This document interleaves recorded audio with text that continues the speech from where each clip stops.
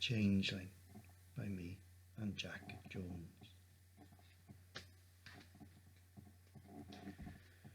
There's a big oak tree halfway up the hill between Llangerig and Llanhidloes, and nearby stands a farmhouse with the strangest name. It's called a Tylwyth Teg, or the fairy folk. Some years ago Tom and Gwyneth lived there, and they longed for a child. So they were thrilled when Gwyneth gave birth to two fine healthy boys, dark-haired Hugh and fair-haired Evan. One evening, when Tom was out in the fields, Gwyneth found that all the milk in the house had turned sour. "That's odd," she said to herself. "I'd better run down and borrow some from old Nerys, so Hugh and Evan will cry all night." She put on her coat and kissed her sleeping babies. "He'll only be gone a few minutes," she whispered. "Could you spare any milk for the twins, Nerys?" she asked, arriving at the cottage. "I could, of course, Gwyneth," said the old woman, filling a jug. "But you shouldn't be leaving your children alone with darkness falling. Surely you've heard of the Tylwyth Teg and their fondness for little fair-haired boys?" "Oh, don't be silly, Nerys," said Gwyneth lightly. "No one believes in those old tales any more." Nearing home, Gwyneth thought she saw strange shadows lurking in the blackthorn hedge. She hurried to the farmhouse, but there were the twins, sound asleep in their cots. There she is, taking the milk home to her children, but in the background you can see the fairies. As she warmed the milk, she laughed at herself for letting the old woman frighten her. Gwyneth heard the horse thrashing about in the stable and ran from the kitchen to see what was wrong. A few quiet words and soothing strokes, and the old mare was calm again.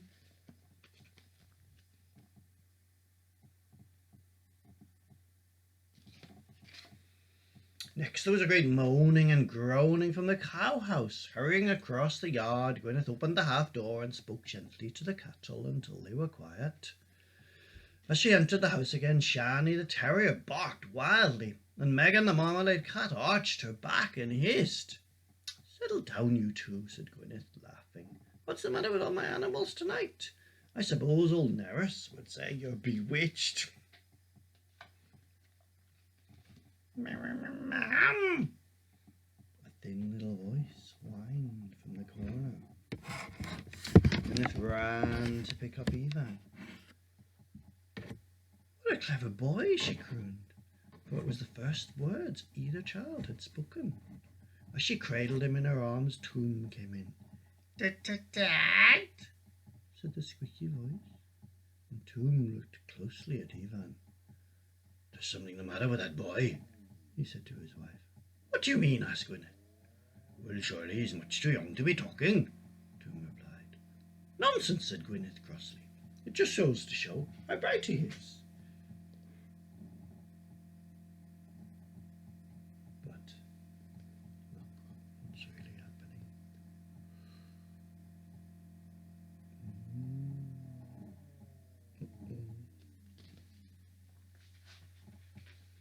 Hugh grew strong and happy, but Evan stopped growing altogether. He cried half the day and 3/4 of the night, and neither milk nor lullabies would settle him. "How am I supposed to work all day when that child keeps me awake all night?" asked Tom one morning. "Why is he not more like his brother?" "Don't blame Evan," said Gwyneth, trying to feed the little fellow one more time. "It's not his fault he can't sleep." "I told you before, Gwyneth," snapped Tom. "I'm sure there's something wrong with him." "And I'm sure there's not," shouted Gwyneth, afraid to admit it, even to herself. Tom stamped his foot and strode off to the fields, without even kissing his wife goodbye. And Gwyneth burst into tears. There's Tom, cross with himself. There's the fairies.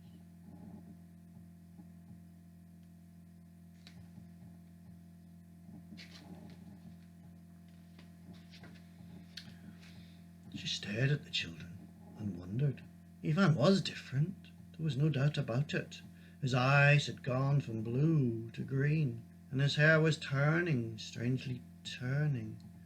Such changes often happened to babies, Gwyneth knew, but why was his face so long and thin, and why were his eyes so sad? "Maybe you're right, Tom," said Gwyneth later, when they'd both calmed down. "Maybe there is something wrong. Do you think I should take him to the doctor?" "Why don't we ask old Nerys first?" Tom suggested. "She knows everything about everything."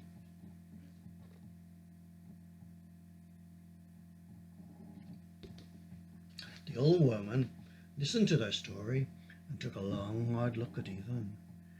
"I very much hope I'm mistaken," she said slowly, "but I'd say he has the look of a changeling about him." "What do you mean?" asked Gwyneth, a cold shiver running down her spine. "I mean," said Nerys sadly, "that the Tylwyth Teg may have stolen away your child and left one of theirs." Tom gasped, and the colour drained from Gwyneth's face. "It's the prettiest ones they take before they've been christened," continued the old woman gently. "Did you make a cross of iron and hang it around the boy's neck, Tom?" "I didn't," said Tom, comforting his trembling wife. "That's a pity," said Nerys, shaking her head, "for it's said to keep them away." "So how can we be sure if he's a changeling?" asked Gwyneth desperately. "I have to know." "First you must do as I tell you," said Nerys kindly, "and then you must listen closely whenever he speaks. If he knows things a child could never know, you have the proof." It was with heavy hearts that they trudged up the lane back to their cottage. Tom and Gwyneth were silent, and only little Hugh, who knew no better, was happy. He held out his arms to be carried, and his father, sighing, lifted him up onto his shoulders, where Hugh giggled merrily as he bounced along.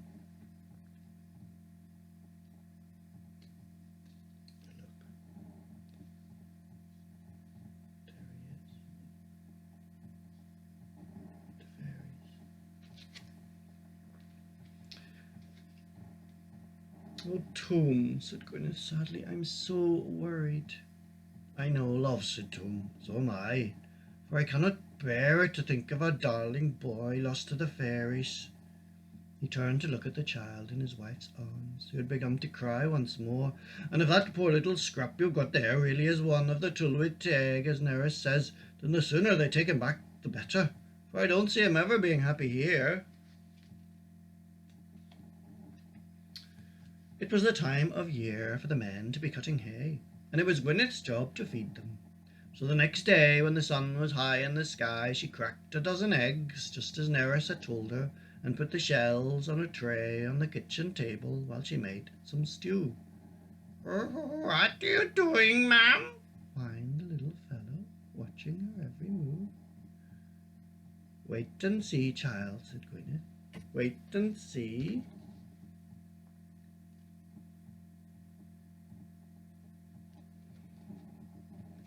When the stew was ready, she poured it into the eggshells and carried the tray to the door. "Tom," she called, "bring the men in for their dinner." No sooner had she done so than the thin little voice piped up from the corner. "A corn before an oak I knew, and an egg before a hen, but I never heard of an eggshell stew as a dinner for harvest men." "Aha!" cried Gwyneth, for this was the proof she had been waiting for. "If you knew the acorn that our great oak tree grew from, then you must be 200 years old if you're a day, changeling."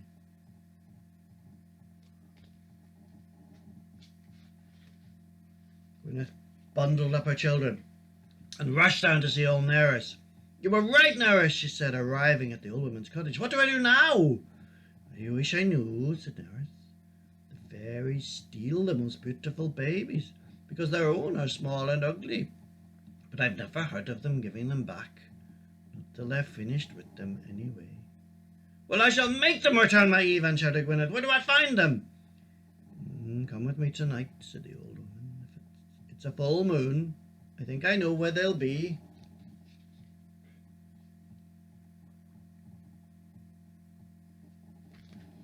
So that night old Nerys led Tom and Gwyneth to a clearing in the woods, where they hid behind a tree and waited. For a long time there was nothing to be heard but the barking of foxes and the shrieking of owls, and nothing to be seen but moonlight shining on the midnight trees. Then into the silence came the faint sounds of music, of fiddle, harp, and tiny voices coming ever closer. While Hugh slept soundly on his father's shoulder, the other child was more alert than he'd been for months. Gwyneth, holding him close, felt the tension in his little body and noticed that his ancient eyes were watching, waiting. There was a rustling in the trees, and strange shadows were moving. Then fairies, elves, and pixies came, imps and sprites and goblins, drifting into the clearing. They formed a great circle and began to dance, all the while singing the sweetest song. And beside Gwyneth the changeling swayed, quietly humming their tune. Suddenly Gwyneth's heart missed a beat, for there in the middle of the ring was her own dear boy, taller by months, but oh so thin. There they all the fairies.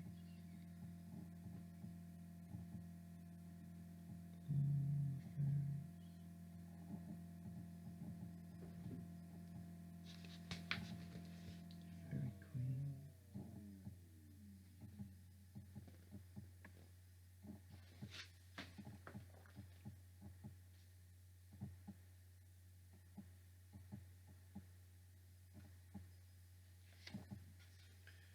Gwyneth was on the point of leaping into the clearing to fetch him, but old Nerys held her back. "No, Gwyneth," she whispered fiercely, "don't enter that ring or you'll never get out again."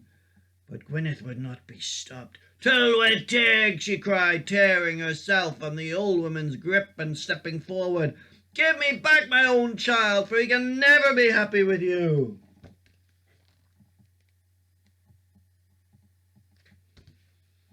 The dancing stopped, and every fairy stared at her. Never before had a human dared to challenge them. There's the fairy queen. There's the lever.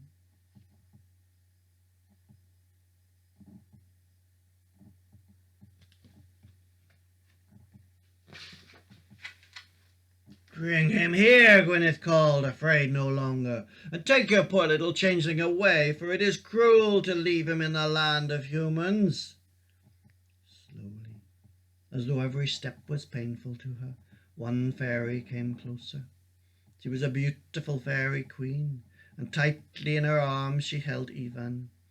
Gwyneth gasped, for now that he was nearer she could see that he looked just like Hugh, only sadder, thinner, and more fair. "He is lovely," the fairy whispered, holding him close. "I cannot bear to let him go."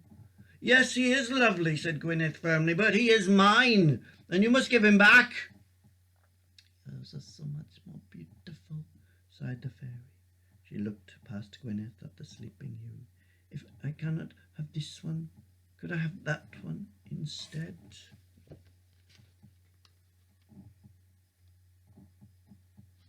"No," answered Gwyneth firmly, holding out the changeling. "This is your child. He needs your love as you and Ivan need mine. The more you love him, the more beautiful he will become to you. Take him back and give me my own."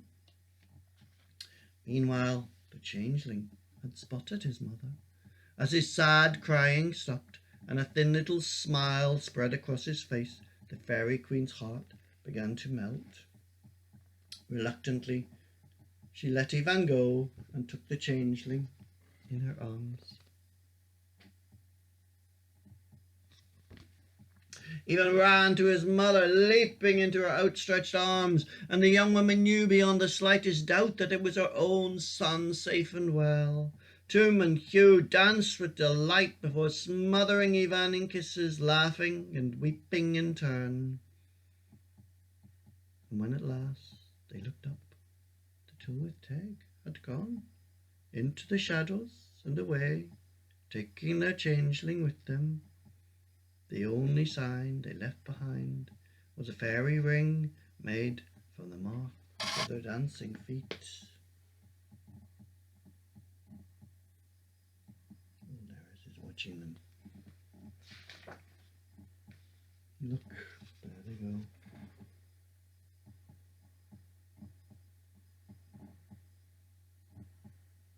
Off into the woods. Back at the farmhouse, Gwyneth put the children to bed. Were tired and happy, they were soon fast asleep. And although it was the middle of the night, Tom went out to his workshop, made a pair of iron crosses, and hung one around each boy's neck. Tom and Gwyneth named the cottage Tylwyth Teg to remind them to keep on the right side of the fairies, and Hugh and Evan grew tall and handsome. And although Evan remained the Fairy Queen's favourite, and she would often come on a moonlit night to watch over him as he lay sleeping, leaving a silver coin under his pillow, never again did she take him away.